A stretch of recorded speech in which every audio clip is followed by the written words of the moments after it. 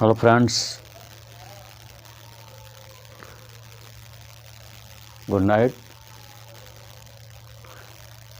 Welcome back to my YouTube channel Burma Academy online platform.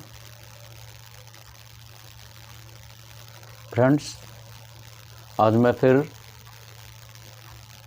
Exercise 7.1 का question number 4 लेकर के आया हूँ। और क्वेश्चन नंबर 4 है एल एवं एम दो समांतर रेखाएं हैं जिन्हें समांतर रेखाओं P एवं Q का एक अन्य युग्म प्रतिच्छेदित करता है।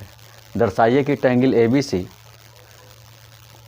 और ट्रायंगल CDA कॉन्ग्रुएंट है, सर्वांगसम है।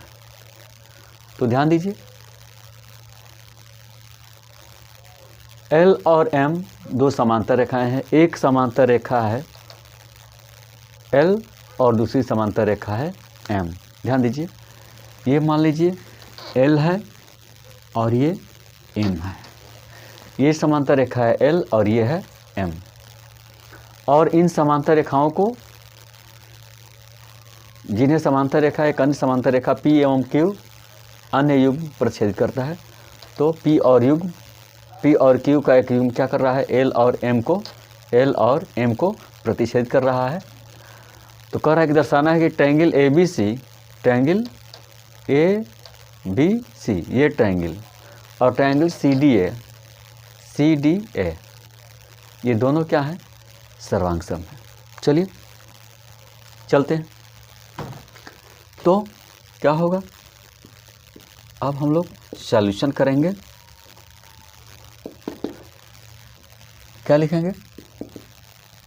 लिखेंगे पार्श्व चित्र से,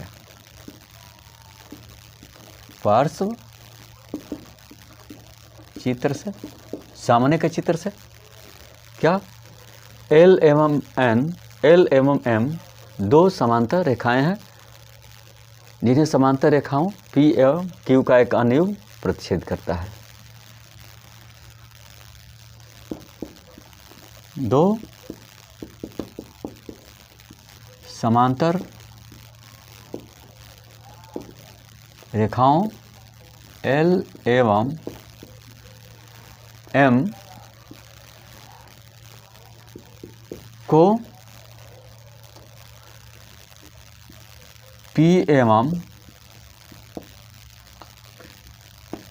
Q का एक अन्य युग्म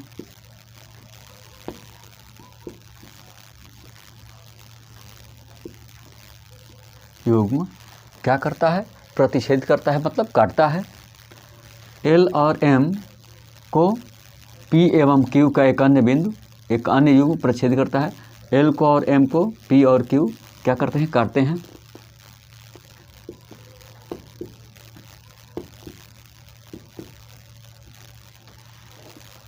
प्रतिच्छेदित करता है।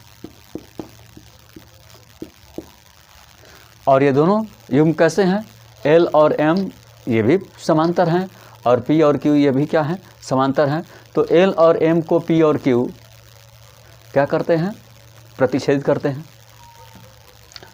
तो जब ये समांतर हैं तो क्या होगा, इसलिए L पैरेलल M एवं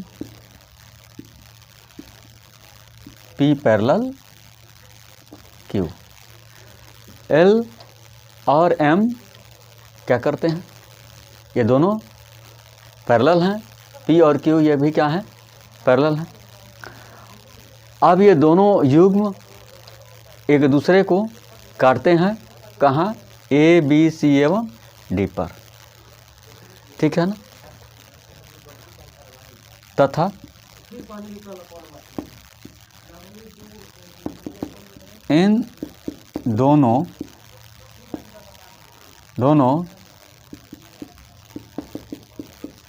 समांतर रेखाओं का प्रतिच्छेदन बिंदु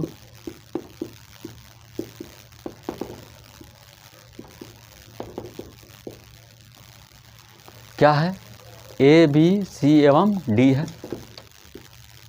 A, बी सी एवं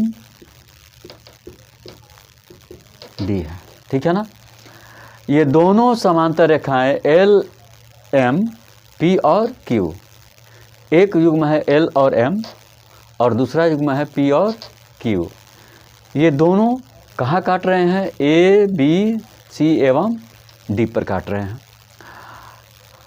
जब ए बी एवं सी बिंदु पर काट रहे हैं तो इस प्रकार ए बी सी डी से क्या बनेगा, एक ट्रायंगल क्या बनेगा, ये क्वाड्रिलेटरल बनेगा, चतुर्भुज बनेगा, ठीक है ना। और ऐसे ही इस चतुर्भुज को दो ट्रायंगल में, दो त्रिभुज में विभाग करता है। चलिए जीसस है इनसे ABCD से क्या एक चतुर्भुज का निर्माण होता है, जिससे एक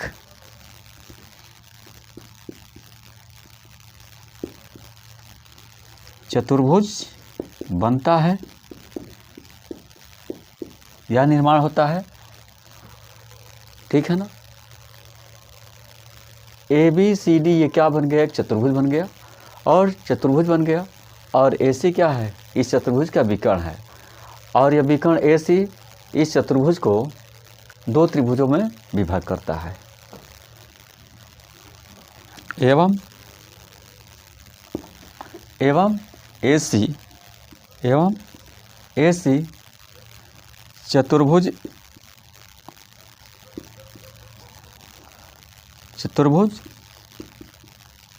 ABCD का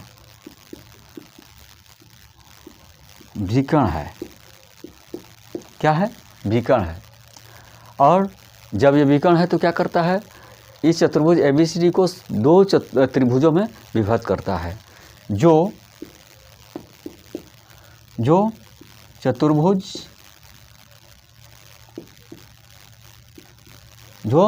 चतुर्भुज ABCD को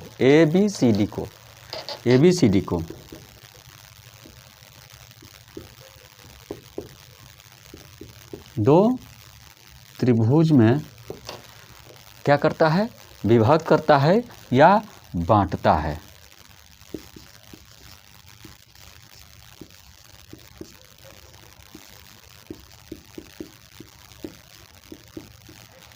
विभाग करता है। अब समझिए, यह दोनों क्या हो गए, ट्रायंगल हो गए। अब समझने की बात है कि P और Q ये जो दोनों पैरेलल रेखाएं हैं, जो ये दोनों समांतर रेखाएं हैं, उसको एक तीसरी रेखा कौन सी, AC काटती है। तो जब दो समांतर रेखाओं को एक तीसरी रेखा काटती है तो इस प्रकार क्या एकांतर कोण क्या होते हैं, समान होते हैं या बराबर होते हैं, ठीक है ना। तो अब ये कौन सा BAC और ACD क्या होंगे, ये कोण बराबर होंगे। तो इसको लिखते हैं,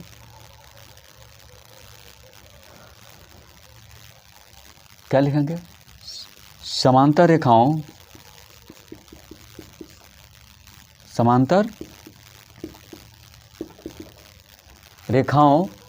कौन सी समांतर रेखाओं, P और Q को P एवं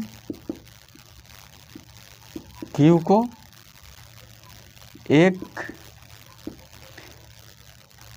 तीसरी रेखा कौन सी रेखा है, तीसरी रेखा AC दो बिंदुओं पर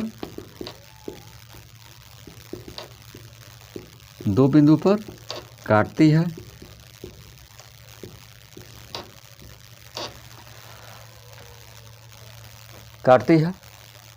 तो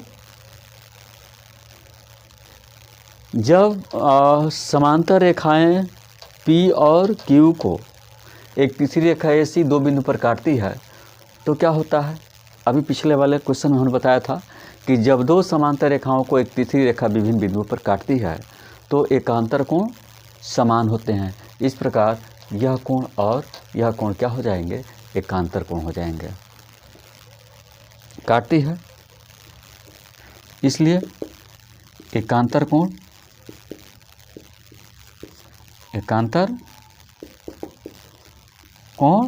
क्या होंगे? समान होंगे या बराबर होंगे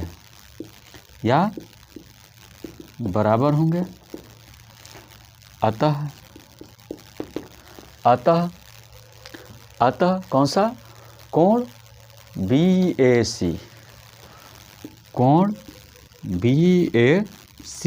इज इक्वल टू, ये जो घुमाव है, ये जो रोटेशन है, वो इस रोटेशन के बराबर होगा। क्या? ACD is equal to angle ACD। ध्यान दीजिएगा,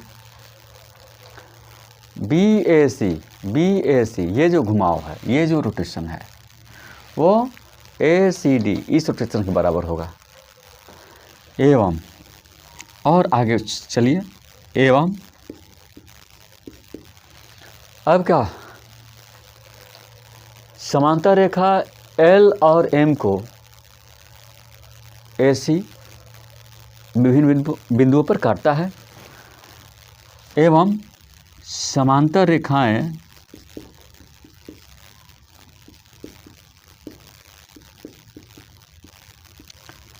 L एवं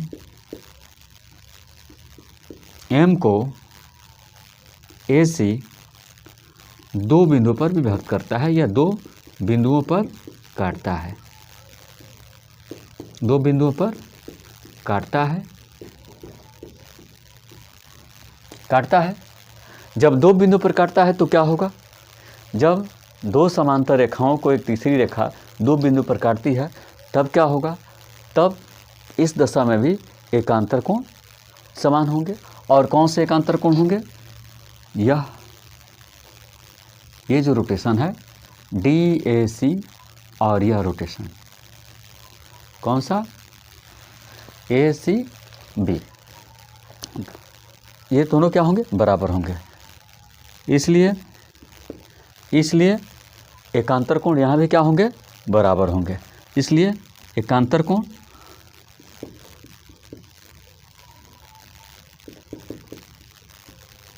समान होंगे या बराबर होंगे। और जब एकांतर कोण समान होंगे या बराबर होंगे तब क्या होगा? तब यहाँ पर आ जाइए, यहाँ पर। इसलिए अब आइए, मैं इसको घेर दे रहा हूँ। इसलिए अब क्या होंगे? इसलिए कोण DAC is equal to BCA या ACB is equal to DAC या CAB। तो क्या लिखेंगे? चलिए लिखते हैं। तो कोण ACB, इसलिए angle ACB is equal to angle ACB is equal to CAD। ये क्या है? दोनों एकांतर कोण है। क्या है? एकांतर है। अब चलिए, तो सिद्ध करना है। तो सिद्ध करना है कि क्या सिद्ध करना है? कि त्रिभुज ABC और त्रिभुज CDA सर्वांग सम है। त्रिभुज ABC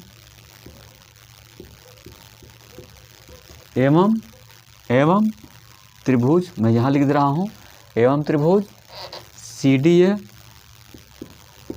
क्या है? सर्वांग सम है। ये सर्वांग सम का संकेत है, सर्वांग सम है।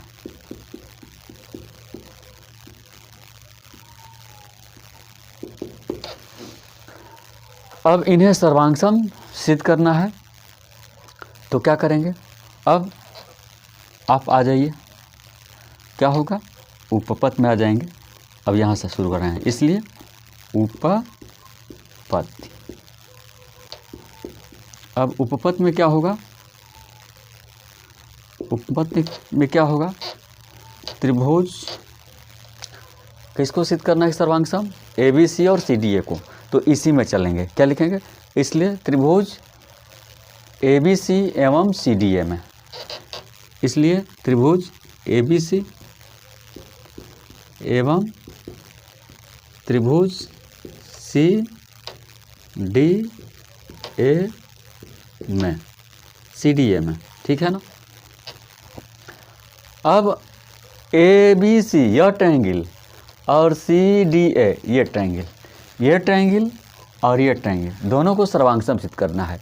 तो दोनों में देखेंगे कि सिमिलर क्या है, एंगल में या साइड में, ठीक है ना। दोनों ट्रायंगल के साइड और एंगल में क्या सिमिलरिटी है उसको दिखाएंगे।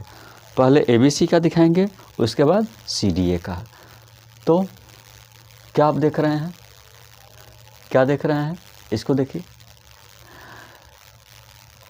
जब ये दोनों कौन, P और Q तथा L और M, ये दोनों युग्म, एक युग्म है L और M का और एक युग्म है P और Q का, और L और M तथा P और Q ये क्या हैं, पैरेलल हैं और एक दूसरे को काट रहे हैं। जब ये समांतर हैं, पैरेलल हैं और एक दूसरे को काट रहे हैं, तो उस कंडीशन में क्या होगा, उस कंडीशन में आपका जो AD होगा वो BC के बराबर होगा और जो AB होगा वो CD के बराबर होगा, ठीक है ना। तो क्या होगा, तो यह बराबर यह होगा और यह बराबर यह होगा। तो चलिए चलते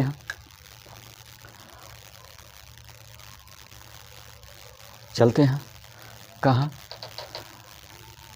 इसलिए हाँ यहाँ हो ही गया। क्या, अब इन दोनों में देखिए आपको क्या लाने हैं, सर्वांग सम सिद्ध करने हैं। तो सर्वांग समता के कितने 5 स्टेप्स हैं। एक है साइड एंगल साइड का, साइड एंगल साइड एंगल का, साइड एंगल साइड और एंगल तथा RHS, ये 5 हैं, ठीक है ना। ये 5 होते हैं, फिर से मैं बता दे रहा हूँ। पहला होगा आपका साइड, दूसरा होगा एंगल, तीसरा होगा एंगल साइड और साइड एंगल साइड, और पांचवा होगा आपका RHS का, ठीक है। तो चलिए देखते हैं। अब ABC और CDA में सिमिलरिटी देखिए, क्या सिमिलरिटी दिख रही है। आप देख रहे हैं कि ABC में ये जो कोण A है, A मतलब BAC, कोण BAC इज इक्वल टू कोण BAC, ये जो घुमाव है, ये जो रोटेशन है वो इस रोटेशन के बराबर है, क्या, ACD is equal to angle ACD तथा अब चलिए और क्या, अब इस ट्रायंगल का जो ये भाग है, ये दूरी है, वो इस ट्रायंगल में इस दूरी के बराबर होगी। तो ले लीजिए क्या, BC is equal to AD, BC किसमें की, ABC में, BC इज इक्वल टू, अब इसमें क्या है, AD और क्या, तो एंगल साइड, अब एक एंगल निकाल लीजिए। कौन सा एंगल, अब हो जाता है आपका ABC में का ACB और CDA का CAD, ये बराबर हो जाएंगे। तो इसमें लिखेंगे ACB या BCA, ACB लिख लीजिए, angle ACB B is equal to angle, कौन सी एंगल, CAD, CAD। तो दिखा दिया आपने एंगल साइड एंगल, ये क्या हो गए, बराबर हो गए। जब ये आपने इसको समान दिखा दिया तो इस तरह से ये दोनों ट्रायंगल, कौन से, ABC और CDA, ये दोनों क्या हो गए, सर्वांग हो गए। तो यहाँ दिखा दीजिएगा, लिख दीजिएगा। इसलिए ट्रायंगल ABC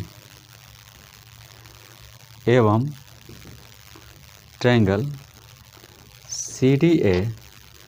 CDA सर्वांग सम हैं। और कहाँ से सर्वांग सम ये हो गए, तो ये हो गए आपके एंगल साइड एंगल, कौन सा, एंगल साइड एंगल सर्वांग समता से। ठीक है, क्या हो गए, ये सर्वांग सम हो गए। यहाँ क्या करेंगे, यहाँ लिखेंगे सिद्ध हुआ, क्या लिखेंगे, सिद्ध हुआ। ठीक है ना, तो इसको आप स्क्रीनशॉट ले लीजिए।